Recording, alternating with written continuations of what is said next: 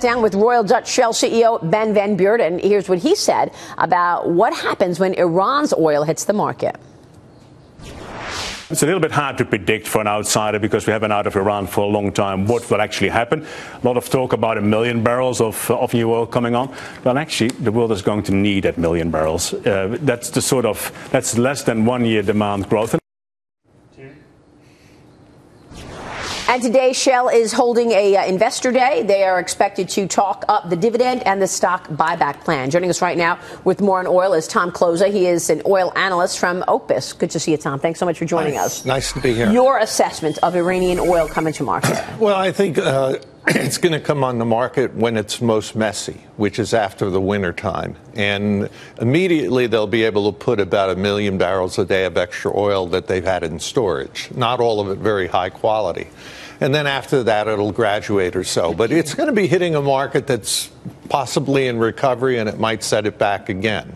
That's one of the reasons why I think if you look at prices and you go $40 to $60 is probably reasonable through 2016. What about gas prices, baby? Come on. Gas prices are going down. They are going down. It's a choppy month this month in September. We're 239 down. Summer ends September 15th in 49 states, and the formula changes, and you can use all sorts of cheap hydrocarbons to make gas.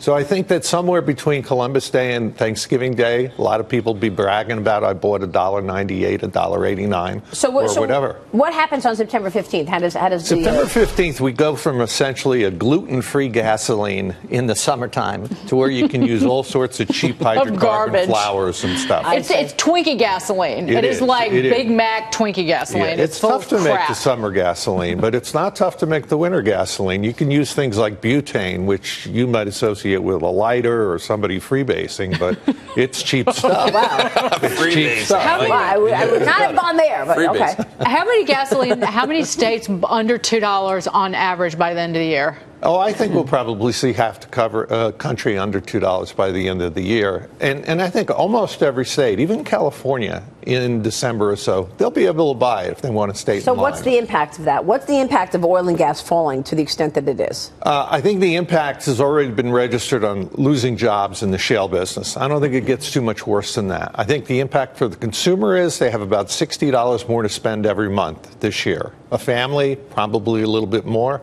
If you use heating oil, you're talking about maybe spending $1,200 less than you did in the previous winters to heat your home in New England. Tom, you said that the job losses have factored in already.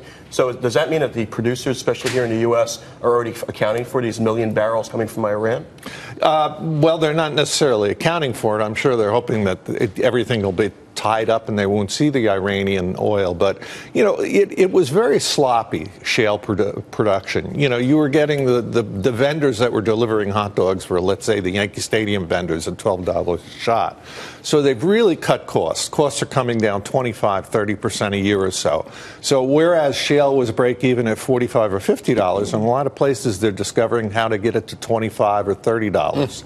It's really what a friend of mine called a manufacturing process. Wow, that's interesting. And we keep lowering.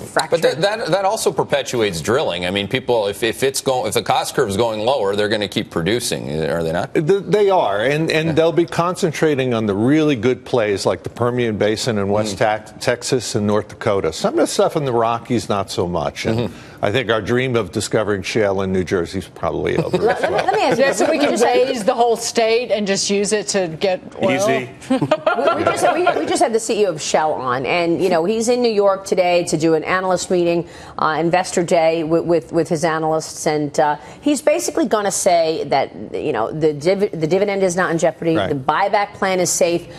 I don't know. All of these job cuts throughout the energy sector, and the oil companies continue to talk about the dividend. Why is this so sacred? When the market turns against you, the market turns against you, and in fact, that's the last thing they'll cut. Yeah, I think they're the sort of bluest of the blue chips, and that's why the dividend is sacred. Now, what he mentioned that I would say is a little bit 50-50 is this demand curve. Demand's been going up 1.3 or 1.4 million barrels a day.